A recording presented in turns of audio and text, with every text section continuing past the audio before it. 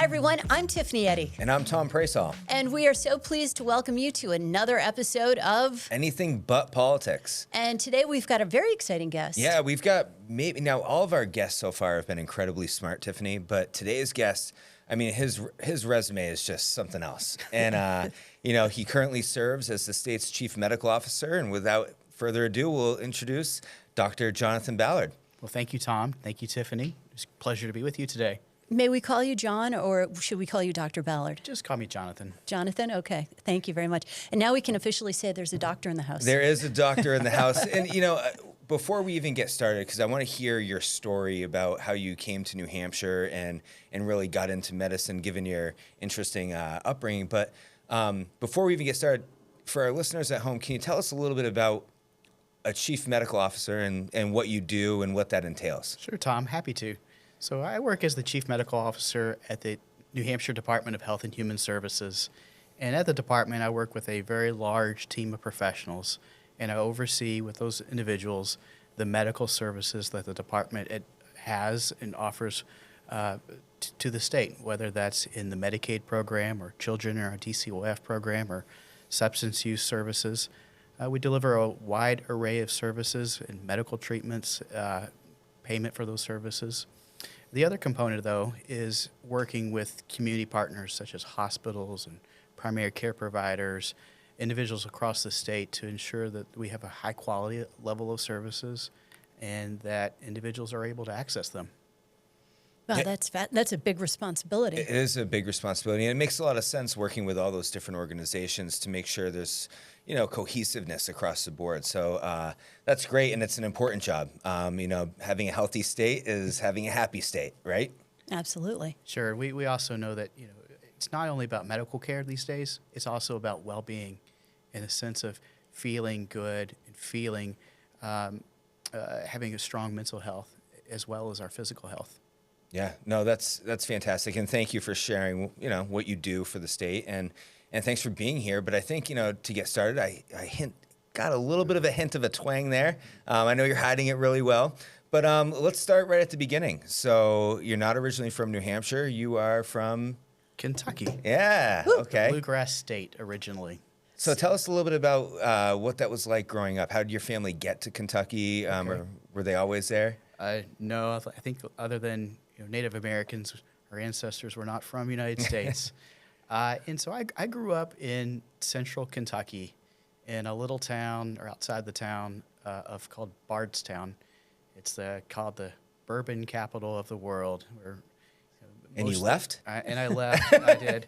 But I grew up on a farm. I worked at my parents' family farm, and my father ran a sawmill. I worked at the mill.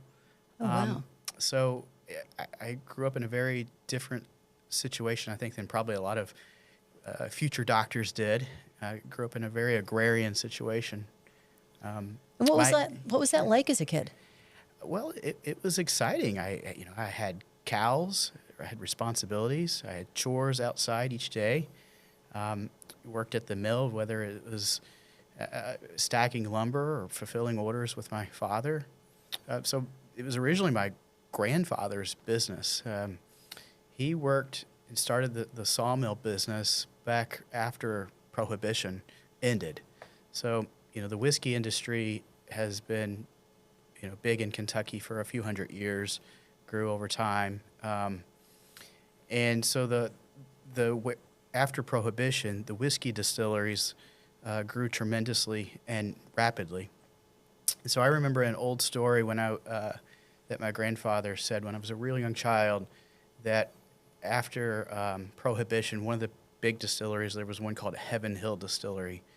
And Mr. Shapira, who owned that distillery, told my grandfather, I want quantity, not quality, as far as the production of the lumber to build the warehouses, and also the lumber and such would go into the barrels. So my ancestors came to central Kentucky, getting back to your question, a few hundred years ago. Originally, the first Ballard that came to the United States came in about the 1650s to Virginia. It was called Middle Plantation, Virginia, which is now known as Williamsburg. Okay. And so my first ancestor, Ballard, that came to the United States, he had a 300-acre farm, farmed, and he was actually in the legislature in Virginia before the United States was a country. Yep. And then several generations later, the first Ballard that moved inland to Kentucky was in the Revolutionary War. And he settled where my family currently lives today, near about. And so we've been on that land farming and being tenants of the land for a few hundred years now. Wow, that's impressive. Now, when you were growing up and you were, sawing lumber and raising cattle and, running around, was medicine ever in kind of a thought in your head? Like, how did you, it just seems like such a unique journey to go from farming to, now the chief medical officer. Sure. I mean, it sounds like a stretch, but it really wasn't. So I didn't know at the time, but I was interested in biology. Mm-hmm. I had that agrarian background. I was raised animals. But the other thing that was interesting to me was when I worked at my father's sawmill, and we had individuals coming in on a daily basis. It was all day long. People would knock on our door and want to speak about some type of a need. I met individuals from wide aspect of life. Mm-hmm. And I also lived in a community that was rural, high levels of poverty, and I could directly see the linkages between environmental factors, social factors, other factors that would lead to whether or not you had a healthy life, whether you had unnecessary suffering in life. And I think that was sort of what led me down the path. I didn't know it at the time. I didn't ever as a child say, I want to be a doctor when I grow up. But I knew I liked the science mm-hmm. of biology, and I knew I liked working with people. And so I think that's what so naturally progressed over that time period as I, pursued different aspects for college and eventually got into medicine. Now, do you have siblings? I do. I have 2 older brothers. Now, I am the first generation in my family, along with my brothers, to go to college. So I never had any ancestors that were college graduates, growing up in agrarian situations. And it wasn't the life that individuals pursued then. My oldest brother is 10 years older than me, and my middle brother is 5 years older than me. My oldest brother became a pharmacist. I think, I was a young child in late elementary school when he was already going off to college and pursuing a degree in a science field. My middle brother, he was into business, and he actually has gone into a similar field as my father, and not the exact same business, but he's kind of keeping that family mantra of working in the lumber industry still going to this day. And he lives at a home that's still on our family property, and so that provides me some peace of mind, at least when I'm here in New Hampshire, and and my parents are still wonderful and still alive and working today down in central Kentucky. Well, that was going to be my question. Is anybody still, working the farm? They are. So when I grew up, my father he was partial to black Angus cattle. So all of his cattle were solid black. Okay. And I remember, I was in 3rd or 4th grade. We went on the back porch and we talked about what it would be like for me to contribute to the farm, but also to start making a little money off the farm. Mm-hmm. Yeah. And so we came up with a contract. Okay. It was a written contract. Just you and your dad? Yes. So he's serious. It was very serious. So I had to feed the cattle, and I had to help when it was time to harvest hay, put it up, and drive the tractor and such as a child. Yep. That's hard work. And he would allow me in this contract to have my own cows. Okay. So I initially went out and I got white cows. I got Charolais cows. I'm sure he loved that. Well, I love my father, but I trust him, but I wanted to verify I knew which were my cows and which were his cows. Smart. Oh, that is funny. It's very smart. So I got a few white calves and I raised them up by bottle. Yeah. And then they kind of joined the larger herd. At any point, did the cows commingle, and did there end up being like Oreo cookie cows or anything? No. So we always would bring in barter with neighbors for access to a bull to come. Okay. Oh, so you only had Oh, heifers. it was only cows. I only Okay. had heifers. And Oh, then okay. and so through Impressive, the I years, know that term, huh? Right, exactly. Good, Tom. No, so through the years, I grew my own herd. I had, my cows grew up to be full grown, and then they had their own calves. When they had steer or bull calves that we would turn into steer calves, we would raise them up and we would sell them off for beef cattle. Okay. And then when we would capped the female calves, and then I grew my herd that way. And so when I became 16 years of age, I sold all my cattle. How many are we talking I about can't- here? It was enough for me to buy a truck. Okay. I was going to say, I was thinking like maybe a software company, Right. but no, not that much. No, not in those years. Maybe beef cattle today would be that Yeah. much. Beef prices are way up. But so no, I sold my calves, and I worked at the sawmill, and I never received any financial help from my parents to go to college. I kind of Wow. worked on my own and applied for scholarships all the way through, and of course certainly took out loans and paid back medical school eventually. Yeah. Wow, good for you. And then back to the cows, though, or the Angus and I forget the Charlemagne or Charlet. Charlet. So do you have a Sounds preference? I know, so fancy. Well, I think Fancy cows. I think the Angus cows are very popular because they're very stocky, beefy. They put on weight quickly and muscle mass. So I think for a beef cattle farmer, those are the preferred ones. My Charlet were not so that much. And my father, since that time, he's switched. I don't know why, but he's switched to registered red Angus, and he actually gets a magazine in the mail. It's something like American Red Angus, and it's Yeah. just pictures of cows. That's great.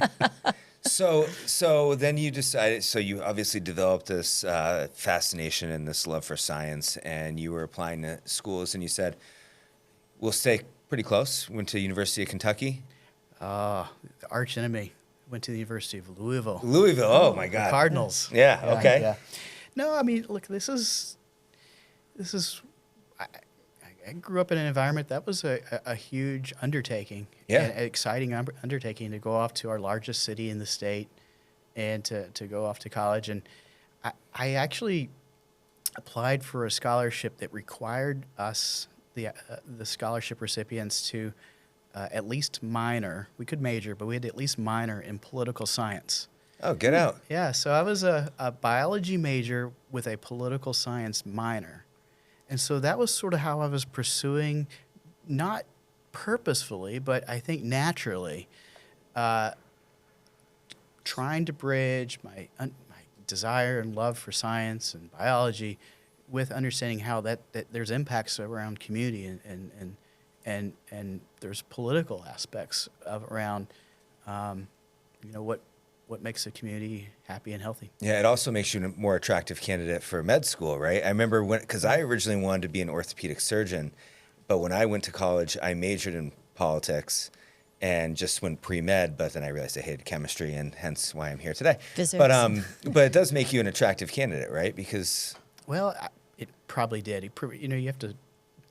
I think medical schools look for someone interesting and maybe not so completely into just the science without understanding the larger reason why you're interested in that. yeah, But I wasn't thinking in those terms at that time. I was thinking this is just what's interesting yeah, and a requirement.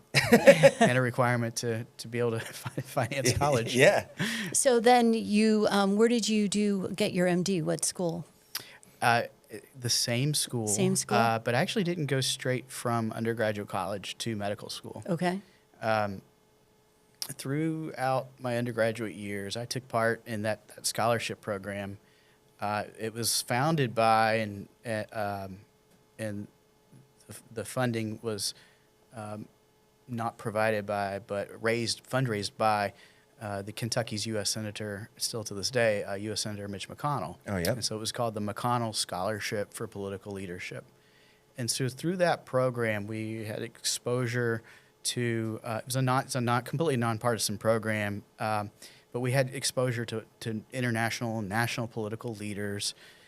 We tried to recreate for students in Kentucky who don't really have a lot of opportunities that students in the Northeast may have at big name schools and Ivy League colleges, where you have that natural exposure to leaders. I think what Senator McConnell tried to do is recreate something of that experience in a state that doesn't typically have that type of experience.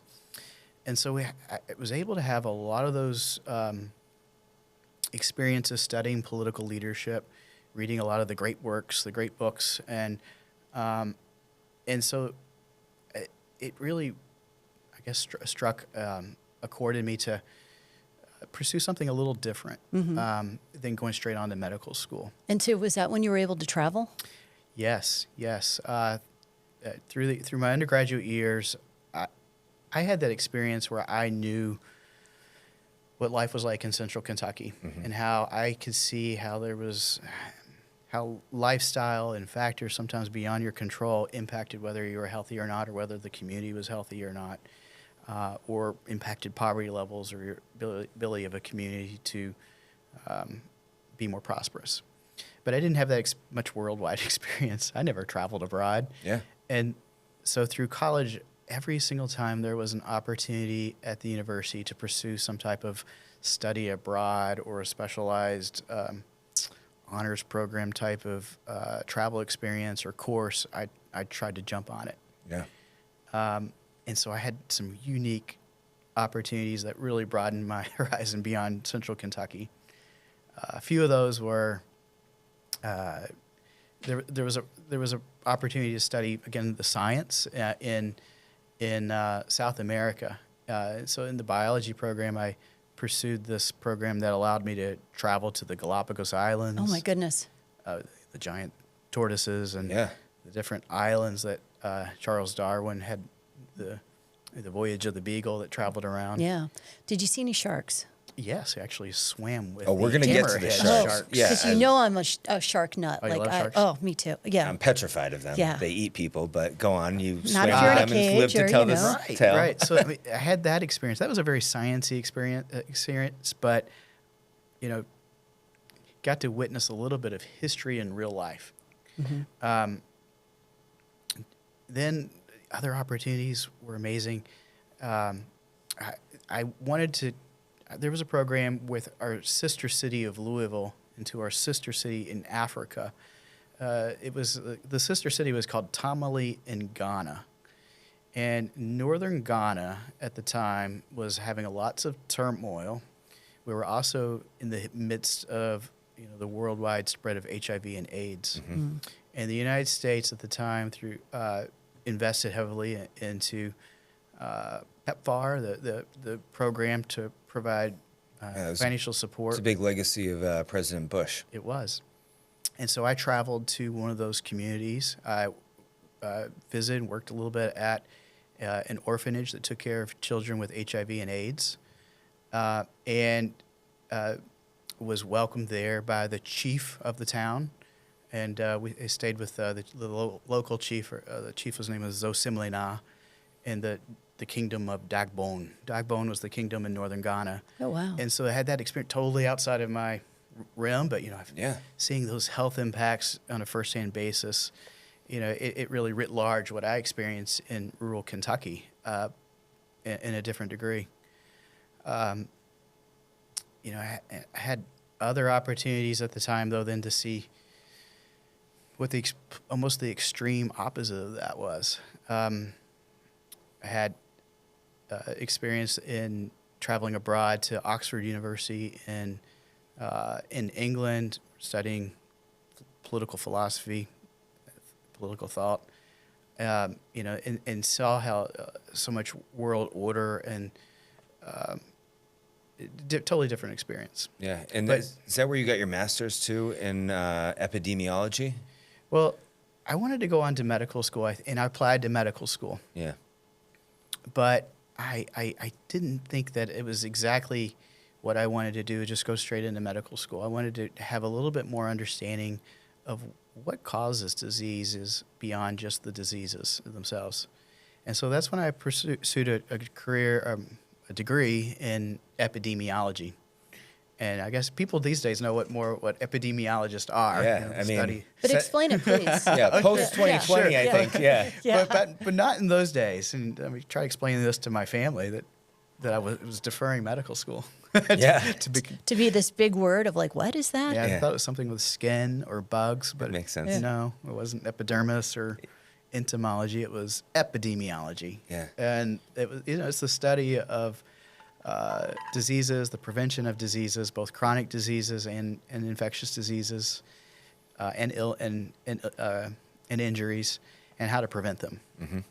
And so, I think that experience originally going to the Galapagos and seeing Charles Darwin, I knew started learning about this university in England, Cambridge University, and it was it was at the time one of the, and still is to the day, one of the the epicenters for epidemiology. And so I was encouraged at the undergraduate university to pursue a scholarship, and I was able to receive a scholarship to go to Cambridge University and study epidemiology, get a master's degree, and really understand how to conduct a scientific study, how to evaluate them, how to understand what can help make a community healthy or not healthy.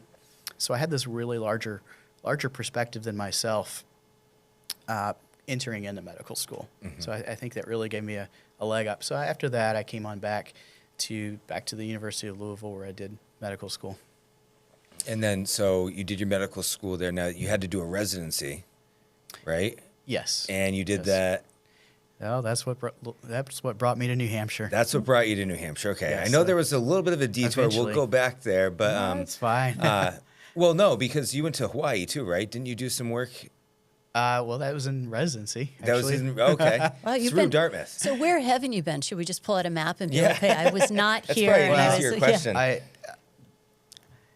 It's interesting growing up and never going too many places, and Yeah. and the environment I grew up in, then all of a sudden having my horizon so broadened, it was a big juxtaposition for me. Yeah. But so you came to New Hampshire for part of your residency, and that Yes. was up at Dartmouth.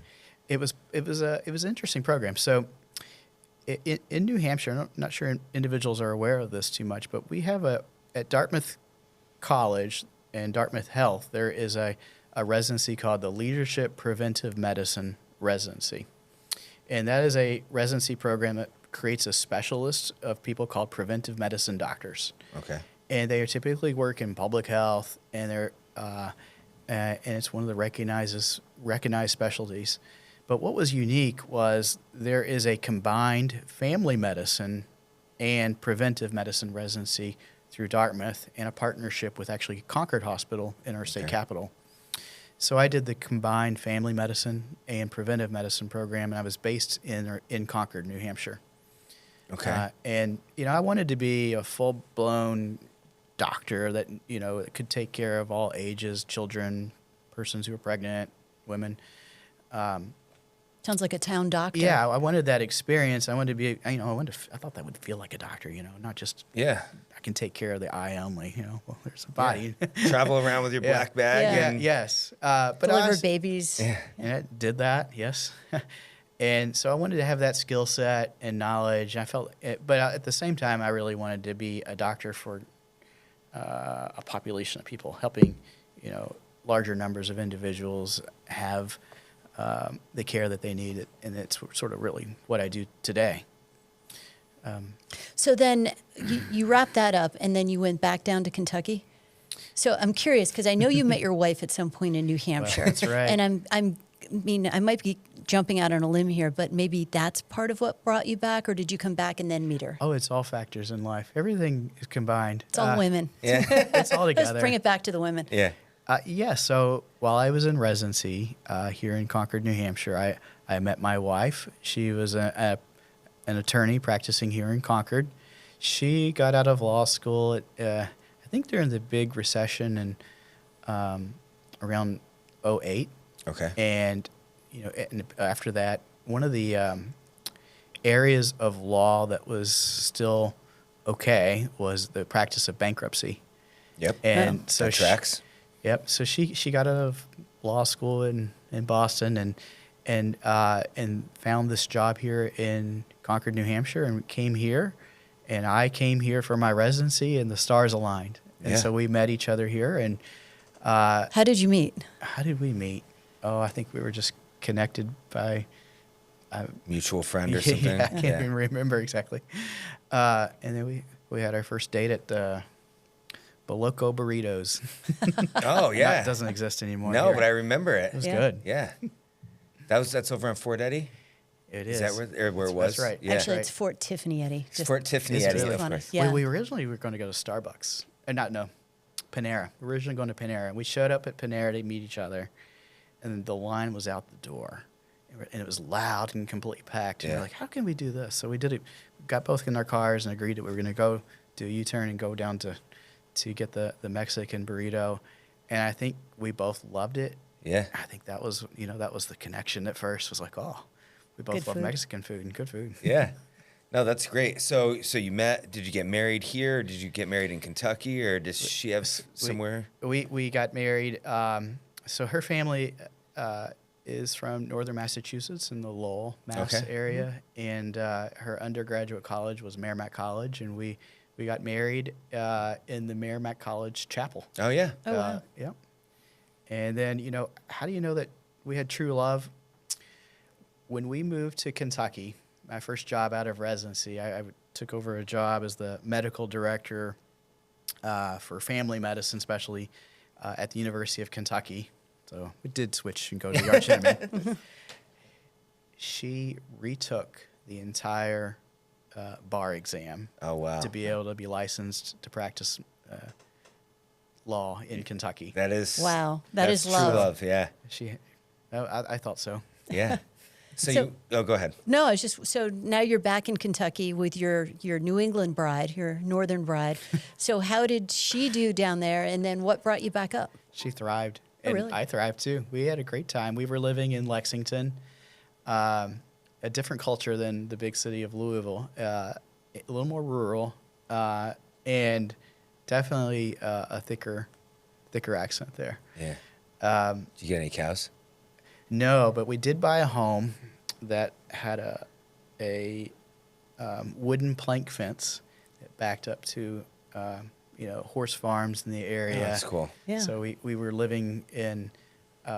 Eventually, the town was called. Please forgive me. The town was called Versailles, For sales. spelled the same as Versailles. Yeah. And I can say the word for you. It's Versailles. So I can turn on You're my from accent. Rolls off Versailles, her tongue. Yeah, but we loved it, and that was considered the horse capital of the world, where all the thoroughbred horses, a lot of them are. Oh, that must have been It was incredible. beautiful area, and I loved it. I enjoyed that work, and I was transitioned over a few years later, kind of recruited over, still employee at the university, but went over to work in state government. So that was my first taste of state government work, was in Kentucky, when I became the state epidemiologist for Kentucky. And this was at the height of, for at least for Kentucky, including New Hampshire too at the time, because we were early states to be faced with the opioid epidemic. And so we had a lot of ramifications from the opioid epidemic, including outbreaks of hepatitis A, hepatitis C, HIV outbreaks. And in my job, I was responsible for those disease investigations and trying to come up with mitigation techniques and how do we bring those outbreaks under control. Yeah. So that's what I did at the time. So how long were you in Kentucky? Oh, it was about 5 years. 5 years? Yeah. Okay. And then were you recruited to New Hampshire, or did Okay. your wife make the decision that you're coming back? Well, we were blessed with our first child Yep. in 2016. Congratulations. Thank you. Yeah. Thank you. And I'm working away, a new father and relatively new husband at the time. And we came up with some really unique ways to approach the opioid epidemic. We had some mobile overdose prevention units and different approaches. And I was asked to come up to New England. I was asked to present at a lecture at Harvard College about what we were doing in Kentucky, some unique aspects. And when I did that, and at the time, the Commissioner of Health and Human Services here in New Hampshire was Commissioner Jeffrey Myers. He attended that little mini conference, a summit, because I think it was a summit that they organized to think about best strategies that were working in some of the states that were hardest affected back in, this would have been about 2017, going in 2018. And I struck conversation with him, and the position was open at the time for the current position I have, the chief medical officer position. My wife was from this area with a new child, and the stars aligned again, and it just made a good fit. I love New Hampshire. I loved Kentucky too, and I still love both places. But I felt like I could make a real difference in this position, and I think it was great for our young family as well. My wife's parents are a lot younger than my parents, and I think that was a factor too. Yeah. So and if you had to as far as how it impacts your family's life, biggest differences, I mean, obviously I know there's some obvious ones, but biggest differences between raising your kids here versus raising your kids down there? Well, I think education is a little different. Where I grew up, there was really not a lot of educational choices. And I think we were also in a very rural environment, which I loved, but wide open spaces, and the travel distances obviously are much further to go anywhere compared to New England. We can pop in to have resources and go to museums or have events and such. There's lots of differences. I don't think we made that choice consciously at that time for any of those reasons, but I know today that my children are very happy, they're healthy and growing, and so I think that, New Hampshire is particularly a great place for kids, and we see that on rankings, and that consistently that child welfare in New Hampshire is among the best in the country. So I knew that, and so I knew that they would get great educations here. It wasn't that I was leaving anything badly, but it was a good fit. Yeah, you're just growing as a professional. And your wife didn't have to retake the bar. That's also an added benefit, right? Good bonus. Right. It's not like you're moving to Michigan. Right. This is obviously a conversation that, was mutual.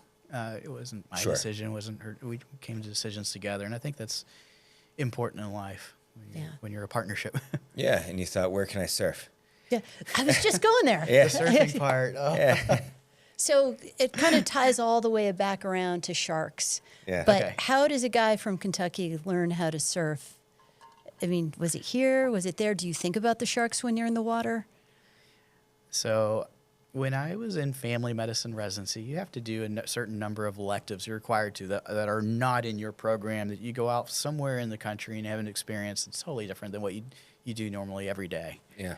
I had some family that lived in Hawaii, and there was a native Hawaiian health clinic at one of those federally qualified health centers that happened to be at a really beautiful beach on the island of Oahu, on the opposite side from Honolulu, and near where my family lived at. Yeah. And so I contacted the clinic director and said, can I come out and do my required rotation at your clinic and learn about what is it like to take care of Native Hawaiians? Yeah. And so it did align that it happened to be beautiful surfing. Yeah, I learned there. Are you good? No, I'm not good, but I can get up and You can get up on the I can board? get up and I better than me. can ride all the way in and have a good time. I don't want to go take too much risk. So I did that in Hawaii during my rotation, and then I came back to New Hampshire, and then I was really hooked by that point. Yeah. How long were you in Hawaii? Oh, it was a few months. Few or months, so. okay. Not Yeah. a really long time, but enough to get a few sessions in. Yeah, enough to get you Yeah. hooked. Yeah, if I wasn't working there, I was surfing. Yeah. And so I came back here, and obviously it turned out New Hampshire has wonderful surfing. Is it that good a It's surfing? really good. Especially compared to Hawaii? I mean, you have to wear a wetsuit. It's frigid. And you We look know like a that. seal when you put on those black wetsuits. I mean, Yeah. it's like ringing the dinger bell, isn't it? Yes, it is. So even so, for the years after that, and even to this day, I love going over to Genesee Beach, renting a wetsuit from Summer Sessions or any of those other places through there. Yep. Cinnamon rainbows. Grabbing a board and going out. Now, I like to take something called the inside waves. So there are what we call it the green waves, which are the big waves a little further out where there's more current. More sharks. More sharks, especially in New England. But I like to ride the inside waves, just enough where I, see the wave, pop up on it, ride 100 feet or so, get back down, and sort of just walk myself back out instead of having to, I got short arms. It's really hard to paddle. Yeah. And so anytime I can take it, we go on a trip somewhere where there happens to be a beach, I'll try to rent a surfboard and get on the waves. That's awesome. I love Genesee Beach too, but I don't do the surfing. That's too This dangerous is, for me. This is Tom on Genesee Beach. Yeah. Look at New Catching Hampshire. sun Wrong rays. thing. Yeah. Right. But New Hampshire, look, we can go to the beach. We can, here in central New Hampshire, we can go to the beach. We can go to the mountains. Go to big city Boston. Go over, experience Vermont. All in an hour's time. That's a really unique experience. It's so true, and I always say this about why New Hampshire is so great for the first in the nation primary. Not to get into politics, but you fly into Manchester, you're an hour's distance, from everything, right? You can be the lakes in an hour. You can be on the seacoast in an hour. You can be down on the border of Massachusetts in an hour. Over at Keene in the border of Vermont in an hour. It's really, I love central New Hampshire. I think it's great. Yeah, and we have one media market, and a candidate can go all the way across the state in less than a day and meet all sorts of different potential voters. It is a magical place. It really is. I mean, the opportunities really are endless for outdoor activities. If you're an outdoors enthusiast, really, is there a better place? I don't think so. Well, I did want to get into that because, obviously you've been through everywhere, I feel like. But, and you have a lot of work being the state's chief medical officer. I'm sure that's not an easy job. We were talking earlier how, there is no do not disturb button on your phone, right? Because you're probably on call all the time. And that's also part of being a doctor. But what else do you do for fun? You got 2 young kids. You're probably teaching soccer. Yeah, well, I try to be, that's my, really, outside of my job, that's really job number 1 is being a dad to my 2 children and a good husband.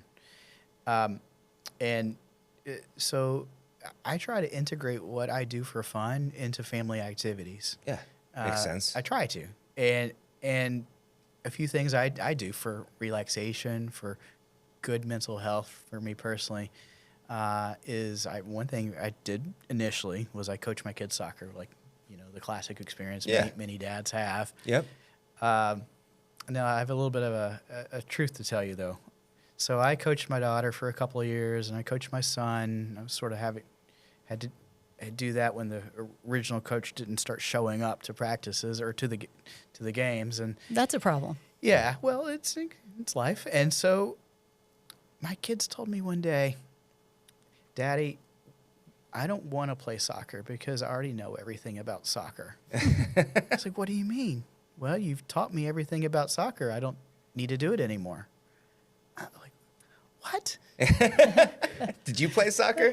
Yes, I played soccer. Yeah, I loved it, and I played on the soccer team at Cambridge wow. That's real soccer. Yeah. Yes, in England, I loved it. My nickname was Yank because I was the the one football American over there. essentially. Yeah.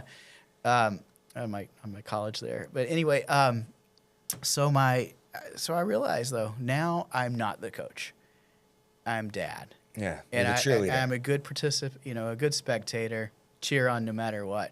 But now my kids are learning a lot more. They're not just learning what dad knows. Yeah. I think I'm adjusting to that, and that's a life lesson for me. Sometimes they have a lot more fun when I back off. Other fun things to do I've just started the last couple of years taking up golf. Yep. Ooh. I'm learning most doctors actually are not golfers these days. It seems like that was a cliche, back when doctors would be in private practice and close the practice on Friday afternoons and take off to the course. But Dr. Beeper. right, that's not how it is these days. Most doctors are employed physicians, and I think that's contributes a little bit to their burnout, as they don't have necessarily the control over their lives. Mm-hmm. And so I've learned there's not very many doctors on the course. But what I try to do is take my children out with me, and that's how I can get out and have a little bit of downtime. Is I'll take one child with me, and you know what they do? They get to drive the cart, Yep. Oh. and then It's no tractor, but it's close. oh, it's fun. It's fun. It's not a side by side, but in their mind, it's a side by side. Yeah. And we'll stop a little shy of the green, and they'll hit it onto the green and play, and it's a great time for us to bond. I'm also there secretly having a great time too, because I get to play a round of golf and be outside. Yeah. Yeah, and with your kids. That's yeah. awesome. Yeah. I think that's where we first met, was the golf course. Oh, really? You were at a golf course? Shocker, right? Oh my No, gosh. Dr. Ballard and I think we're in the same Thursday night league. Yes. So I'm probably the worst person in the league. I have the highest handicap. Hey, listen. You might be the best. No, I'm far from the best, but Oh, you two it's stop all about it. finding. Okay. It's all about finding the right partner, right? I mean, that's what it's all about. Yes, but I get a handicap, so I get extra points awarded to Yeah. me. So the other thing I find that I enjoy doing, and sometimes I'll take my kids with me, is just to the local 5K races. There are a ton of them in New Hampshire, Yeah. all Yeah. across the state. That is a really accessible sport for individuals. You don't have to be competitive or run it. You can walk them, but they are just all over the state, really all throughout the year. And you're fast, so it doesn't take you that long to run it. So sometimes I bring my kids with me, and they'll run the kids race beforehand. Yep. A few hundred yards or longer. Yep. And it's a great way for us to get out, and it's also it's very stress relieving to exert yourself to what is safely within your abilities. So what's your 5K time? 5K time. 10K my best time. Yeah. My best 5K time. So I ran about 10 races this year. It's a lot. It was something called the Capital Area Race Series, was the bulk of them. Yeah. And I think my best race was called the Joe Casper Over the River and Through the Woods race. It was first it went over I-93, over the Merrimack River, and through the woods in East Concord and back. To grandmother's house we go. Exactly. Yeah. I think that was the theme. And my time was, I think, 21:27. Yeah, that's So quick. Yeah. That was my best ever. Yeah. That's impressive. I run quick, but it's only because I hate running, and I just want to get it over with. And there's a beer, someone like dangling Somewhere a at beer the in end, front. there's Yeah. always a beer. Well, that first mile, every single race, I go through that. I don't know if it's cathartic, but that first mile, I'm thinking, why am I doing this? Yeah. Why am I never going to do this again? I'm never going to. But then the body starts to relax. Yeah. The muscles get a little looser.